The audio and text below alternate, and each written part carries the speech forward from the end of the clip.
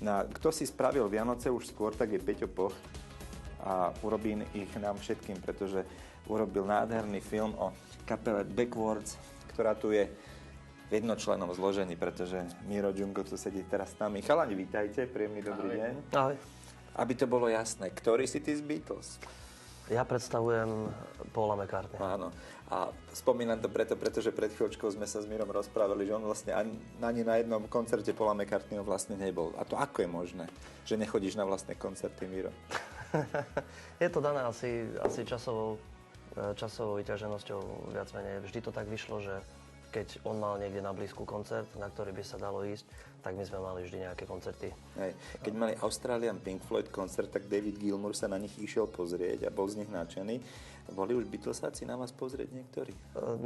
Najbližší ľudia z okruhu Beatles, to je samozrejme, dneska hovorili, že už je to taká mantra, že to stále spomíname, ale je to tá sestra Georgea Harrisona, ktorá podala takéto svedectvo o tom našom koncerte, že mala ten pocit, že sa vrátil George aj s kapelou ešte v 98.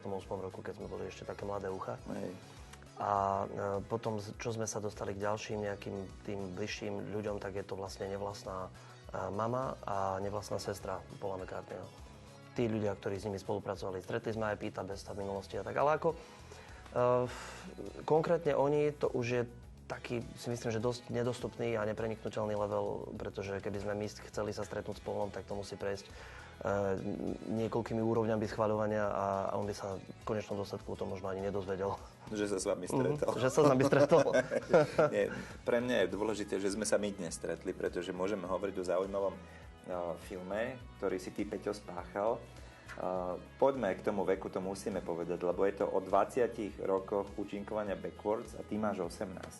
Ty máš -2, keď oni začali.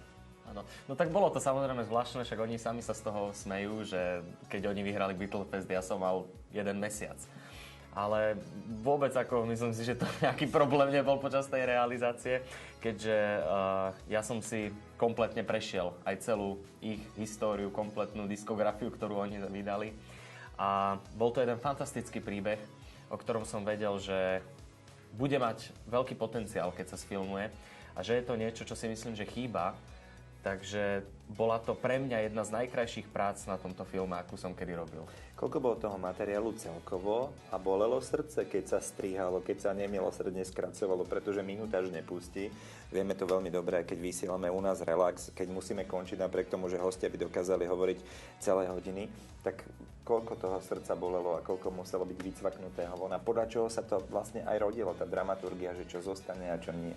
Tak ťažké to zase nebolo. Najviac srdce bolelo z toho, že sme boli cez limit, ktorý sme chceli mať. My sme ten film chceli mať maximálne 100 minút a prvá verzia mala 130 minút.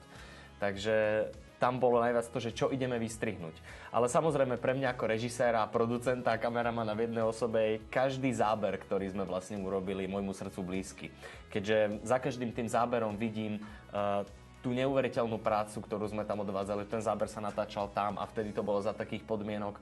Ale pri tomto filme som to vlastne ani tak nevnímal, lebo som vedel, že ten zvyšný obsah, ktorý tam máme, je takisto veľmi dobrý. Takže jedine tak na bonusových materiáloch, že ho vydáme potom neskôr ako Past Masters. Prosím ťa, naučíš sa zahrať aj na nejakom hudobnom nástroji a budeš už ty pravoplatný člen kapely po tomto filme? No, tak jediné, čo skúšam, je vždy pred skúškou na base. Stále mi berie basu. Ale tým, že to je ľavoruký nástroj, lebo Paul McCartney originál bol ľavák a tým, že Miro sa naučil na ľavú ruku hrať, tak ja ako pravák si to musím otočiť a hrať na to opačne. Ale jedinú vec, čo som sa naučil, možno tak asi tak na 40-50% pod odborným okom, možno ani to nie, je Love Me Do. No áno, tak ja zase viem hrať na triangel, niekde neviem, kedy mám cinknúť, ale potom zase toľko čakať, to je veľmi problematické. Miro, je film. Je to pre vás aj, nazvem to tak, že spomienkový sentiment, predsa len ide sa dosť ďaleko v rámci vašej histórie. Určite ste si na veľa vecí z toho, čo tam potom aj naši diváci môžu vidieť, ani nepamätali, pretože tých udalostí, ktoré sa vás týkajú, je neurekom, precestovali ste celý svet. Takže či to plnilo aj formu takého, že to bolo vtedy, takého toho spomienkového sentimentu.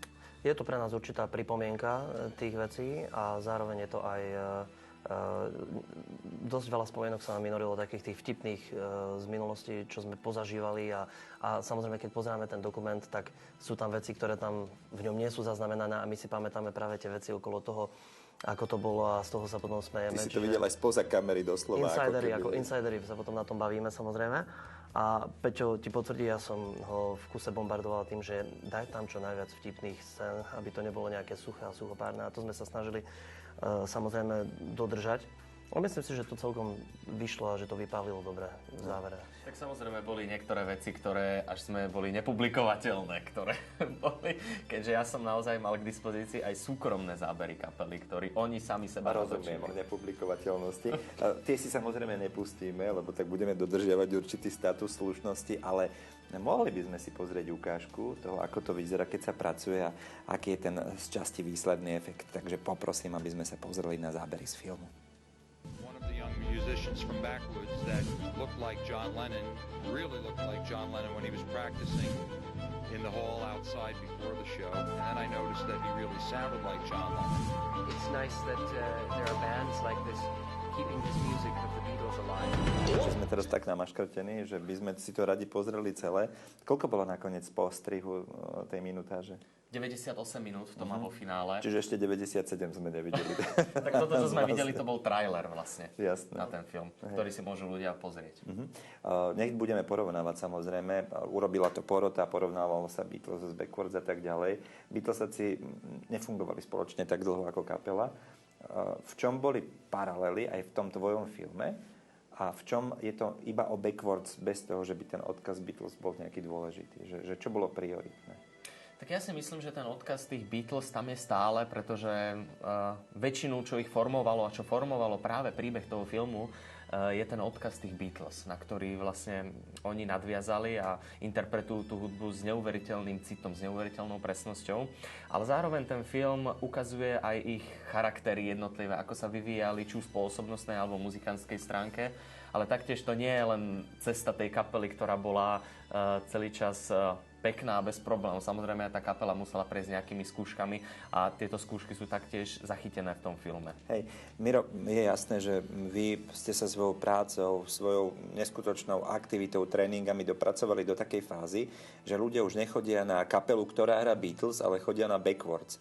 Je to aj pre vás zadosťučinenie, že ste sa posunuli do takého levelu, že vy ste dominantní v rámci celého toho projektu a tej úžasnej síly tej muziky. Je to samozrejme zaujímavý úkaz, že tí ľudia napriek tomu, že my sa radi voláme, že nie sme, niekto povie, že imitujete Beatles, alebo že ste plagiátori, alebo niečo také, ale my sa radi nazývame, že sme interpreti tej hudby, pretože podľa mňa tá hudba už sa dá zaradiť medzi klasikou, a tak ako niekto príde a na husliach alebo ako kvarteto interpretuje nejakú Mozartovú, ja neviem, malú nočnú hudbu, tak takisto my proste interpretujeme klasikov, čo pre nás sú Beatles. A my sa to snažíme podať čo najlepšie a najvernejšie a ten náš fokus, ako my hovoríme, to naše zameranie je hlavne na tú hudobnú stránku.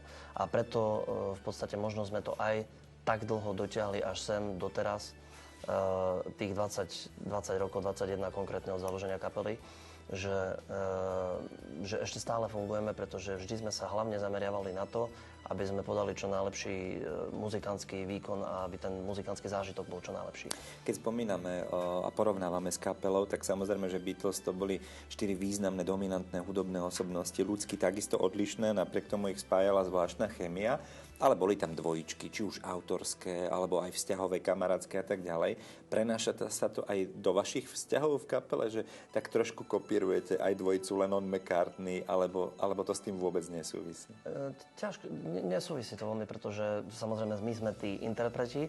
Nikdy sme sa nesnažili prenášať niečo z tých pôvodných Beatles do súkromných životov našich. To znamená, že ja to mám tak, povedal by som, že ak to nie je podľa Beatles, tak je to tak prirodzené, pretože ja s Daliborom som vyrastal na jednej ulici v Košiciach na Starej Baštovej a tým, že sme sa poznali ešte od piesku, kde sme sa hrali s formičkami, tak máme tak ako keby automaticky k sebe taký bližší vzťah možno, ale všetci samozrejme veľmi dobre v kapele vychádzame, hlavne je to o neskutočnej tolerancii vzájomnej, pretože sa všetci poznáme už taký dlhý čas a tie hrany sa natoľko obrúsili, že že už tie ponorkové nemoci a takéto veci už sú tak trošku pase. A musíte stále trénovať ešte, lebo vy ste takí, že do noty, doslova, aj do imidžu a každý centimetr štvorcový, tak nakoľko je to náročné v rámci prípravy? Trénovať musíme, pokiaľ chystáme nejaký nový program. Ak máme nejaké koncerty v blízkosti, či už Prahy alebo Košíc, pretože tam máme základne ako keby, tak si dáme nejaké skúšky a niečo zocvičíme. Ale je pravda, skutková podstata vec je taká, že máme veľa koncertov a viac menej... Tam sa vyhráte. Tam sa vyhráme a väčšinou cvičíme počas zvukoviek a tak. Lebo už dnes, niekedy sme cvičili, ja neviem, Šilov, že sme cvičili týždeň, proste sme išli a každý deň 4 hodiny sme spievali to je a sme to, aby to fakt znelo. Nech tie vokály navrstvíte pekne na seba, jasné. A dnes už má každý tak prečítaného vlastne toho svojho, to svoje alter ego v úvodzovkách, že hneď sa chytíme, proste každý svoje si naštuduje a potom to zocvičíme za pár minút.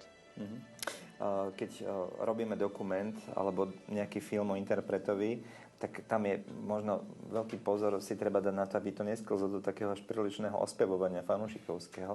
Mal si odstup, alebo ten fanúšik v tebe zostal aj pri spracovaní a jednoducho musíš byť pohltený fenoménom Backwards, aby si spravil plnohodnotný film o nich? Nie, tak samozrejme snažil som sa mať odstup, no to je treba, lebo potom ten dokument môže presne utrpieť, že to je. Ale ja som sa naozaj snažil mať ten odstup, čo aj chlapci teda sami potvrdia, keďže v tom dokumente sa vyskytujú na viacerých miestach veci, kedy oni si vzájomne odporujú toho, že napríklad jedna vec sa jednomu páčila a druhý hovorí nie, že to nebolo to pekné. A bolo to čiže ten dokument svojím spôsobom odzrkadluje aj tie ich rôzne názory, lebo nie všetci mali rovnaký názor na tú istú vec. Taká to nie, dá sa povedať. No, však práve tým som sa snažil to urobiť objektívne. Jemne kontroverzný, je? Jemne kontroverzný a to bol presne cieľ na to, že aj oni sú ľudia, aj oni majú rôzne pohľady na tie veci. Áno. Filmy, v ktorých účinkovala kapela Beatles, boli vždy plné humoru, či už to bol Ťažký deň, Help bol absolútne dominantný v rámci vtipnosti a takého britského, veľmi špecifického humoru. Aký je ten tvoj? Je takisto vtipný, alebo nebolo účelom, aby tam bol vtip za každú cenu, aj keď teda Miro spomínal, že ste ho dosť ovplyvňovali, aby to také bolo. Taký ten prvotný uhol pohľadu recenzný, že je to veselý film o Backwards, alebo je to dokumentárny film o The Backwards, alebo je to popisný film o The Backwards. Čo by sa tam asi tak hodilo najviac? Ja si myslím, že je to dokumentárno-popisný film, ktorý... So vtipnými prvkami, pretože ten vtip tam naozaj je. Akorát, že ten vtip, čo je na tom, tak ľudia majú možnosť na každom, lebo ten film sa odohráva v jeden deň. A zároveň 20 rokov. Ten film sa odohráva, keď kapela príde na koncert, skúša koncert a že je ten koncert. To sa odohráva v jeden deň, že zachytáva tú kapelu, ako príde. A taktiež popri tom sa vracia vlastne do histórie a rozpráva ten príbeh. A diváci naozaj tam majú možnosť v tom filme aj uvidieť to, že na tých skúškových skúšach je naozaj veľmi veselo aj počas celej tej histórie a nič z toho nie je, že teraz urob nejaký vtip, teraz buď veselý, že nakrúcame to. Tá atmosféra je naozaj tam taká veselá, ako som ju ja zachytil v tom filme a to je to najkrajšie. Ambície projektu, Peťo, sem s nimi. Motivovať chalanov, aby hrali ďalších 20 rokov, alebo? No tak minimálne to, tak samozrejme pre nás je najväčšou prioritou to, aby sa ten film dostal ľuďom, pretože pre nich sme ten film vlastne spravili a čo budú mať vlastne možnosť vidieť aj v Bratislave v kine, v Košiciach a v Spišskej Novej Vsi, ale taktiež budeme mať vlastne aj premiéru tohto filmu v Bratislave 20. decembra, na ktorú sa ľudia vlastne môžu prísť pozrieť. A potom samozrejme na koncertoch DVDčko sa bude dať samozrejme zakúpiť. Čiže Backwards nás budú sprevádzať našimi životmi podľa toho, ako ich tam pustíme. Koncerty. Máš v hlave termíny, alebo ako toto funguje? A že či ste teraz maximálne vyťažení, alebo bude čas na sviatky? November, december teraz to je masaker trochu, ale konkrétne teraz koncerty, ktoré mám v hlave, sú zajtra a pozajtra v divadle G-dur. Tak si to užite. Istropolis, áno. Čiže je to u nás, priatelia, nedaleko aj našej televízie. Ďakujem veľmi pekne. Želám teda minimálne ďalších 20 rokov, Mirko. Pozdrav chlapcov. Napodobne. Pozdrav chlapcov a na Paula McCartneyho vyzeráš veľmi zachovalo, ten už je po 70-ke, takže je to v poriadku. No a Peťo, tak nech musí kopu ďalej, pretože ty keď sa do niečoho pustíš, tak to robíš takým zápalom a takou láskou a je to potom aj vidieť a verím, že naši diváci sa s tým takisto stotožnia. No, tak to boli dvaja typkovia, ktorí sa teda do toho zahryzli absolútne dokonale a poriadne, ale to nie je všetko.